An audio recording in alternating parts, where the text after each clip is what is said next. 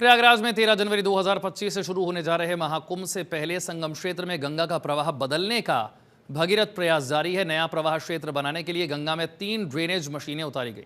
संगम क्षेत्र में गंगा के बीच उभर आए टापुओं के बीच गरजती ड्रेनिंग मशीनें ने दरअसल तमाम टापुओं को खत्म करने के लिए नदी में उतरी हैं। दरअसल ये ड्रेजिंग मशीन टापुओं के बीच जाकर वहां की गाद और बालू को पानी के साथ खींचकर बाहर निकालती है और घाट का क्षेत्रफल बढ़ाती है।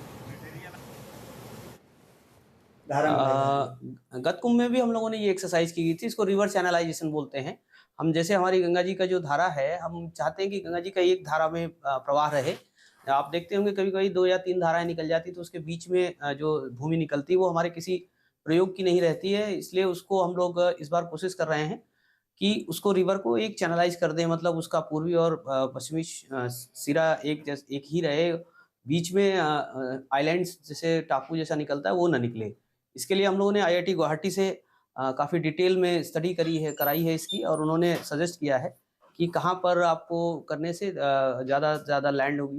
क्योंकि पिछले माघ मेले में आपने देखा होगा कि संगम का क्षेत्र काफ़ी कट गया था, करीब 60% कटान हो गई थी।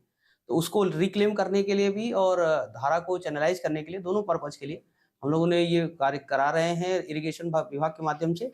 इसे ड्रेजिंग कहते हैं। ड्रेजिंग की 3 मशीनें लगी हुई हैं, वे काम कर रही हैं, और उम्मीद है कि हम लोग ज़्यादा से ज़्यादा क्षेत्रफल रिकवर कर लेंगे और रिवर को चैनलाइज करने में सफल होंगे। श्रद्धालुओं को किस तरह फायदा देगा ये? श्रद्धालुओं के लिए फ़ायदा ये है, एक तो हमारा बसावट का हमें एरिया ज़्यादा से ज़्यादा मिल जाएगा, हमारे घाट ज़्यादा से ज़्यादा मिलेंगे, सर्कुलेटिंग एरिया हमको काफ़ी मिलेगा, तो ये हमारे लिए काफ़ी बेनिफिट है। आस्था और धर्म की नगरी में सबसे बड़ा लगने वाले कुंभ मेला की शुरुआत 13 जनवरी 2025 से होगी और इसको लेकर भव्य तैयारी देखने को मिल रही है। जहां कुंभ मेले में अध्यात्म सनातन का वैभव गौरव देखने को मिलेगा, वहीं अब तकनीकी का प्रयोग करते हुए भी मेला प्रशासन देखने को मिल रहा है। आपको अगर दिखाएं तो ये ड्रेजर मशीन के माध्यम से निकल रहा मलबा, बात करें तो ये मलबा इसलिए निकाला जा रहा है क्योंकि गंगा की बात करें तो गंगा के 2 से 3 धाराएं जो है वो देखने को मिल रही थी। ऐसे में मेला को बसाने में दिक्कतें हो रही थी, जिसको लेकर के अब ये तकनीकी का प्रयोग जो है वो किया जा रहा है। दूसरी तरफ तस्वीर देखेंगे, ये मशीन जो है वो लगाई गई है, ये ड्रेजर मशीन है।